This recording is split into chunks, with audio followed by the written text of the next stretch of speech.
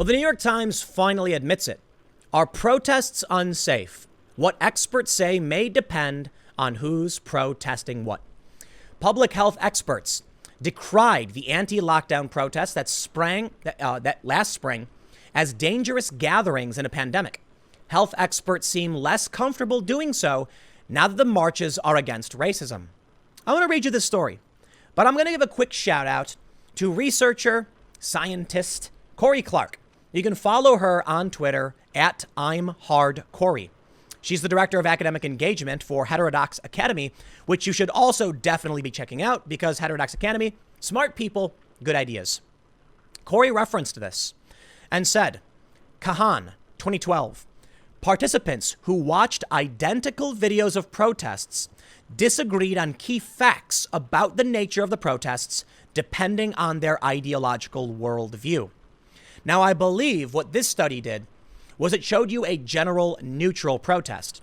And then depending on your ideology, be it hierarchical communist, individual communist, etc., you had a different positive or negative view on things. But I think what we're seeing now, that's really important research that I think lends itself to what we're seeing now with COVID, with the protests, with church. And here's where we can really break things down. What does this mean? It means that when someone says the Black Lives Matter protests are A-OK, it's because they are NPCs, as it were, unable to truly understand what they're saying because they're blind to their own biases and ideologies. Now, people like to say that I'm unbiased. I think I have my biases. But actually, upon looking at this, I think it is fair to say that bias may be on a scale of, let's say a scale from 1 to 100, 1 being the least, 100 being the most. I'm probably less biased than most people. The easiest way I can explain this. I've defended the Black Lives Matter protests and the anti-lockdown protests. They both have a right to protest. I used to be more critical, I was more in favor of gun control issues until people said, then we want speech control issues. And then I said, makes sense. I get your point. Point accepted. If you truly are unbiased, you would recognize these issues. You cannot allow one group of people to paint Black Lives Matter in the street and then cry for the police when someone paints something over it.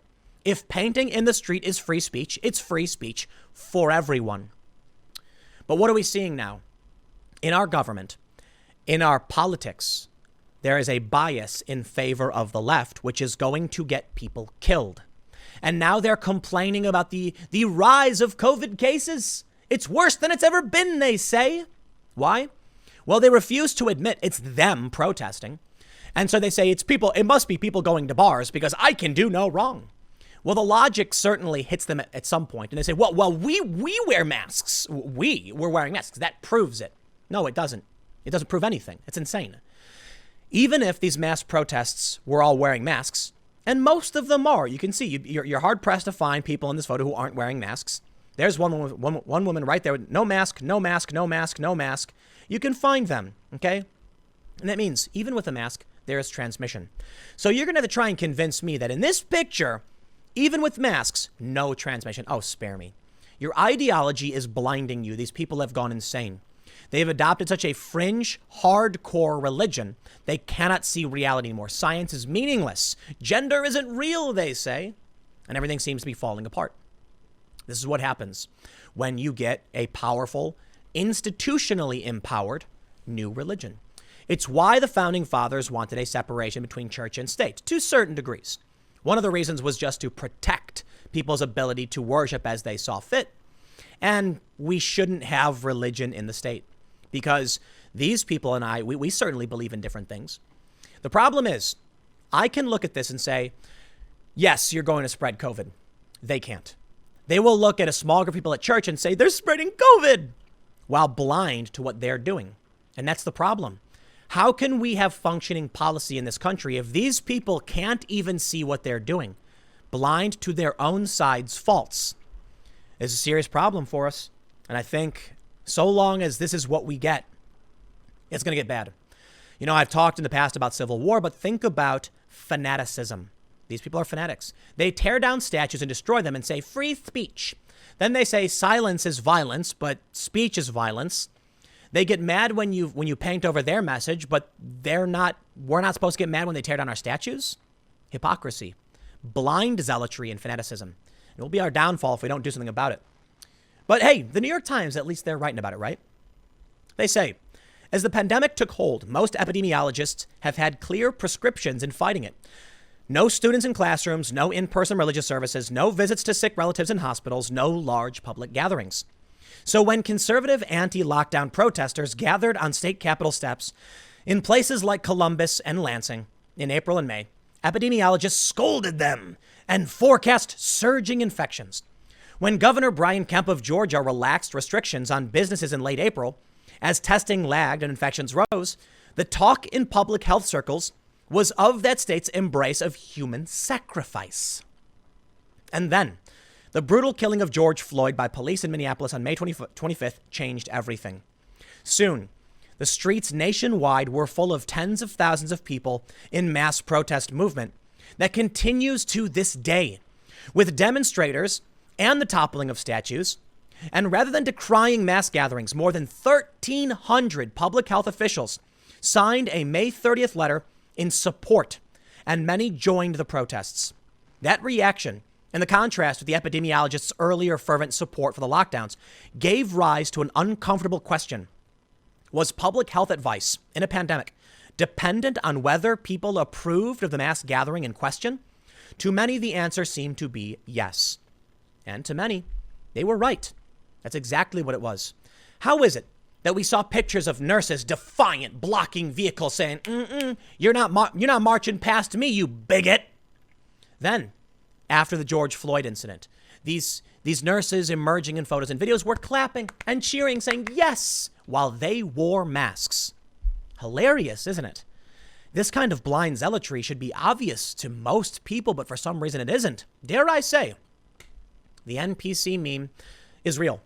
Can you recognize logic, hypocrisy, and your own bias? If not, you may very well be an NPC. For those that aren't familiar, the NPC meme is non-player character or non-playing character. It's a reference to video games where, like, you know, when you're playing Mario and you control Mario and you can make him jump, the little turtle guys, I'm not going to say their names because I think it might be a racial, so I'll get in trouble.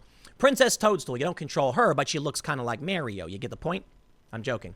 The point is, they're not playing. They're not thinking. They have no idea what's going on.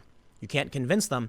They're just blind, bleating masses. Bleating masses, not bleeding. Bleat. Like a sheep. Sheep bleat. Bah. Get the point? The way the public health narrative around coronavirus has reversed itself overnight seems an awful lot like politicizing science. The essayist and journalist Thomas Chatterton Williams wrote in The Guardian last month. What are we to make of such whiplash-inducing messaging? Well, it's not just about this, to be fair. Look at these people. The free market decides what's essential, not faux King Evers Company. These are the anti-lockdown protests. They said the stay-home order was biased. Well, the left found the one thing that they could say, proved they were okay. Nobody's wearing masks. That proves it, right? The only problem is at the time we were told not to wear masks. Fauci himself, the Surgeon General, tweeted, don't wear masks. Okay? So you want to blame these people? Well, we were told not to do it. Now we're being told to do it. More hypocrisy in messaging. No one has any idea what to believe anymore.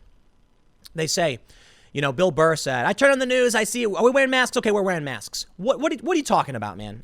Look, I get it, but what are you talking about? You mean to tell me that you open up the news and they're like, today, wear a mask. You're like, all right, then tomorrow, don't wear a mask. You take it off? At a certain point, don't you ask the question, why is it that do we even know what's happening? We don't. The worst part of it is people who politicize this. Now, look, I'm glad to see the New York Times is writing about this and pointing out the hypocrisy. But we have this same problem affecting literally everything. These same NPC blind zealots are holding up signs saying, we believe in science, while they demand that scientific studies on gender be taken down from various universities. Clearly, it doesn't make sense. They say, biological sex doesn't exist. It's a spectrum, because they don't believe in science. And they say, clearly, Tim, you haven't read the updated science on biological sex. I have. I've cited it many, many times. The bimodality of biological sex, you were wrong about it. I've read the science, and I've done several stories about it. So how do we function? How do we pass policy when this is what we get? Fringe far leftists who believe insane things for insane reasons, but think they're right. Welcome to moral authoritarianism. We went through this in the 90s. Hopefully this is as bad as it gets, but these people are violent, extremely violent, and they're organized. And there are many people who seek to exploit this zealotry for weird political revolution. Hopefully they don't get it. November is coming up soon. We're only months away. And I'm not entirely sure November matters because these people are too blind. They won't read the news. They have no idea what they're talking about. Yet they think they're right and they're violent, and that's dangerous. So what do? I don't know. The politicians love it. It's been easier than ever to get elected. Just say orange man bad. Hey, it worked in 2018. We'll see how things play out in November. But at least I can say it's being called out, huh? I got one more segment for you in a few minutes, and I will see you all shortly.